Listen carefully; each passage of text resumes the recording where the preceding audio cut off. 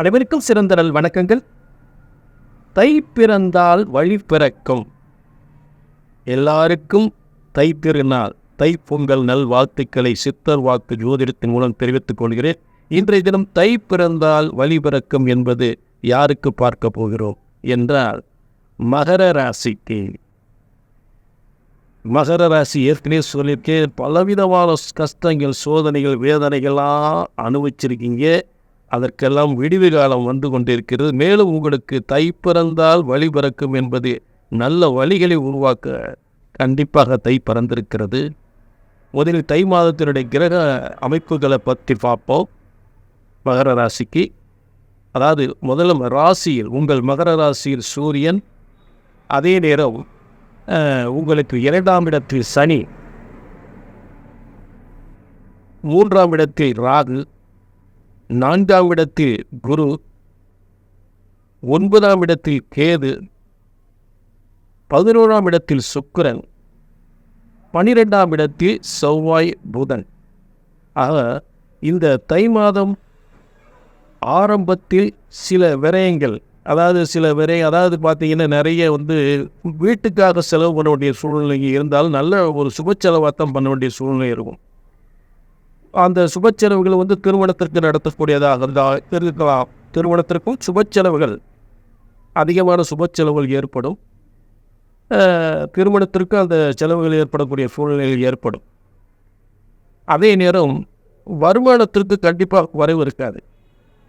ஏன்னா தனஸ்தானத்தில் உங்களுக்கு சனி பகவான் ஆட்சி பெற்று இருக்கக்கூடிய நிலையில் தனஸ்தானத்தில் சனி பகவான் தொழில் மூலம் வருமான முன்னேற்றத்தை நிச்சயமாக கொடுப்பார். ஒரு மாற்றத்தை கொடுத்திருப்பார், முன்னேற்றத்தை கொடுத்திருப்பார், புகழை கொடுப்பார், செல்வத்தை கொடுப்பார்.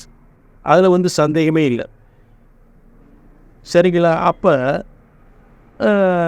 அடுத்து பார்த்தீங்கன்னா இந்த 3ஆம் இடத்தில் இருக்கக்கூடிய ராகுனால் பல இடங்களில் பயணத்திற்கு உள்ளாக்கப்படும். பல பயணங்கள் செய்து அதன் மூலம் நன்மைகளை பெறக்கூடிய நிலையில் ஏற்படும். ராகுவால் பயணத்தை ஏற்கக்கூடிய நிலை. பொதுவாக இந்த பார்மாசி தொழிலில் இருக்கிறவங்க, பார்மாசி தொழிலில் இருக்கிறவங்களுக்கெல்லாம் அந்த ஒரு பயணப்பட்டு வருமானம் பெறக்கூடிய ஒரு நல்ல நிலை ஏற்படும். முன்னேற்றமும் ஏற்படும் அவங்களுக்கு.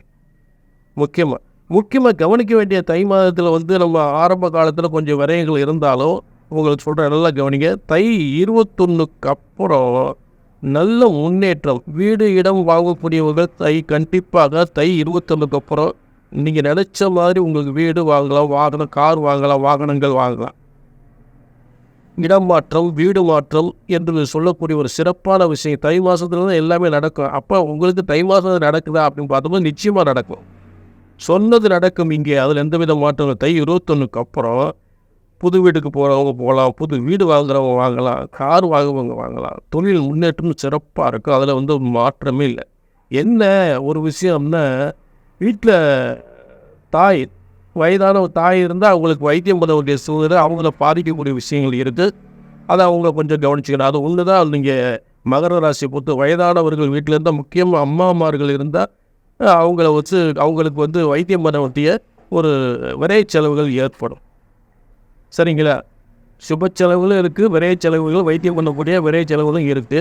அதை நீங்கள் பார்த்துக்கலாம். மற்றபடி பெரிய பாதிப்புகள் இல்லை. சிறந்த முன்னேற்றம். மகர ராசிக்கு நல்ல மாற்றம், முன்னேற்றம் பெறுவதற்கு 100% வாய்ப்புகள் உண்டு. அதில் எந்தவித சந்தேகமே இல்லை. ஏன்னா லாபஸ்தானத்தில் உங்களுக்கு சுக்கிரன் உட்கார்ந்துருக்கார்.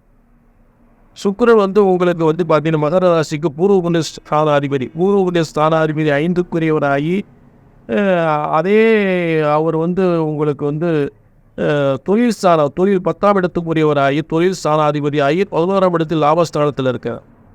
அப்போ தொழில் வருமான முன்னேற்றங்கள் என்பது மிக சிறந்து விளங்கக்கூடிய, லாபங்கள் அதிகமாக பெறக்கூடிய நிலையில் ஏற்படும்.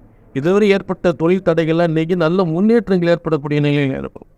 முக்கியமாக என்ன, தை மாதத்தில் வீடு, சொத்து, காரு, இந்த மாதிரி விஷயங்கள், நகை, நட்டு, இதெல்லாம் நல்ல சிறப்பாக வாங்கக்கூடிய நிலை ஏற்படும். அதில் சந்தேகமே இல்லை. நீங்கள் நினைச்ச மாதிரி வாழ்க்கை அமையக்கூடியது, உங்கள் நினைச்சதெல்லாம் நடக்கக்கூடியதாக நிச்சயமாக இந்த தை மாதம் உங்களுக்கு உறுதியாக அமையும். அது எல்லளவும் சந்தேகமே இல்லை. தை பிறந்தால் நிச்சயமாக உங்களுக்கும் வழி பிறக்கும்.